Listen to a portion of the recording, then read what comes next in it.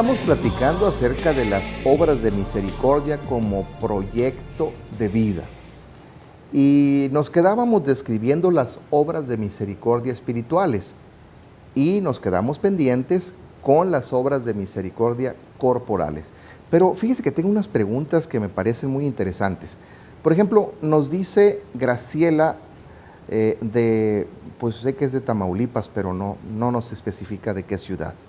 Dice: Padre, puede parecer un poco enredosa mi pregunta, pero ¿tenemos que amar al prójimo para poder amar a Dios o viceversa? Sí, Graciela, es viceversa.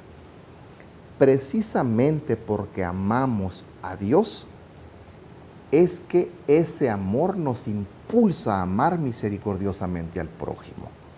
Es decir, cuando yo amo a Dios, me veo impulsado a la justicia interhumana, al respeto, a la tolerancia, al derecho, etc.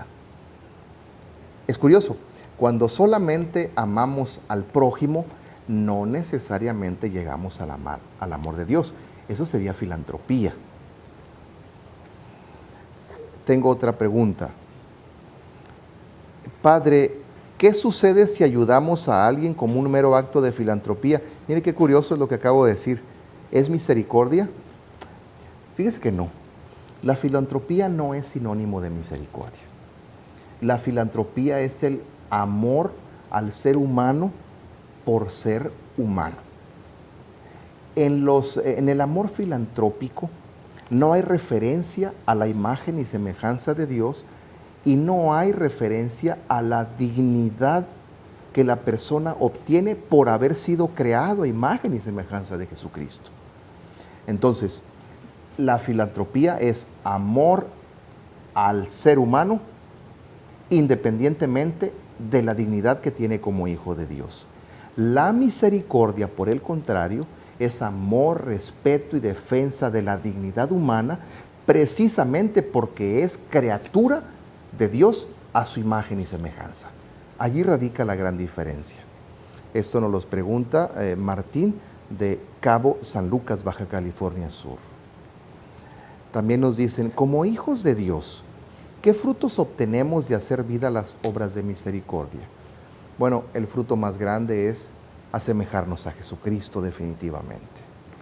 Y Juan de Dios de Hermosillo, Sonora, nos pregunta: ¿por qué es importante dar digna sepultura al cuerpo humano? Bueno, Juan de Dios, es un deber no solamente cuidar el cuerpo humano en vida, sino también sepultarlo o cremarlo, pues, y tratarlo con cuidado, porque el cuerpo humano es templo del Espíritu Santo y es imagen y semejanza del Verbo encarnado. Bueno, denme chancita porque el tiempo ya se me está acabando de describir las obras de misericordia corporales, es decir, el socorro que damos al necesitado en sus necesidades físicas. La primera de ellas es visitar y cuidar a los enfermos, dar de comer al hambriento y dar de beber al sediento. Esas serían las tres primeras obras de misericordia corporales. Visitar y cuidar a los enfermos. Los enfermos son la expresión más clara de la vulnerabilidad humana y la semejanza más próxima con Cristo sufriente. El cuidado que les hacemos a ellos, se lo hacemos a Cristo. Capítulo 25 del Evangelio de San Mateo. De hecho, había una pregunta de un televidente que nos decía si aparece en la Biblia esto de las obras de misericordia. Por supuesto que sí. Otra obra de misericordia corporal es dar posada al peregrino, vestir al desnudo. Y fíjese que en el capítulo 25 de San Mateo, el Señor Jesús nos dice: acérquense y vengan a mí, benditos de mi Padre, porque tuve hambre y me diste de comer, tuve sed y me diste de beber, estuve enfermo y encarcelado y me visitaste, era forastero y me hospedaste, estuve desnudo y me vestiste. Le dirán aquellos: Señor, ¿cuándo te vimos en esas condiciones y te auxiliamos? Y Jesús les dirá: cuando no lo hicieron con uno de estos más insignificantes, conmigo no lo hicieron. Y cuando lo hicieron con uno de estos más pequeños, a mí me lo hicieron. Y la última obra de misericordia corporal es redimir al cautivo y enterrar a los muertos. Es decir, tener misericordia de los cautivos. Puede ser que el que está cautivo en la cárcel realmente haya delinquido, sí, pero aún así hay que recordar la vulnerabilidad de todo ser humano.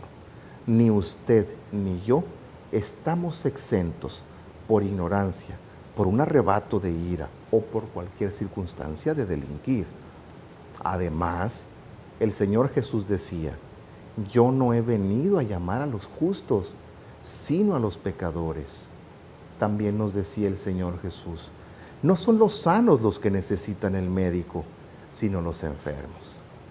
Y también el Señor Jesús en el Evangelio expresa, vayan y aprendan que yo quiero misericordia y no sacrificios. Y finalmente Él nos decía, no todo el que me diga, Señor, Señor, entrará al reino de los cielos, sino el que cumple la voluntad del Padre que está en los cielos. Y ya sabemos que la voluntad del Padre es la misericordia para con los demás. Enterrar a los muertos. El cuerpo humano es imagen y semejanza del Verbo encarnado. Por eso debe ser tratado con absoluto respeto, incluso después de la muerte. Bueno, fíjese que tengo que hacer una pausa. No le vaya a cambiar. Señor.